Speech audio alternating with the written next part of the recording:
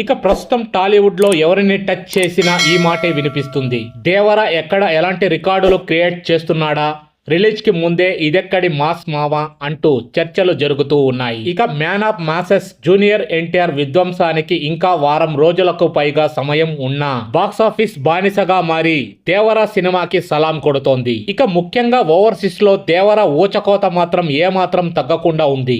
అక్కడ cinema release కి ముందే ప్రీ సేల్స్ రూపంలో దేవర రక్తపాతం సృష్టిస్తున్నాడు. ఇక దేవర సినిమా రిలీజ్ కి ఇంకా 8 రోజుల సమయం ఉన్నప్పటికీ 50,000కు పైగా టికెట్లు అమ్ముడు పోవడం అనేది సాధారణ విషయం కాదు.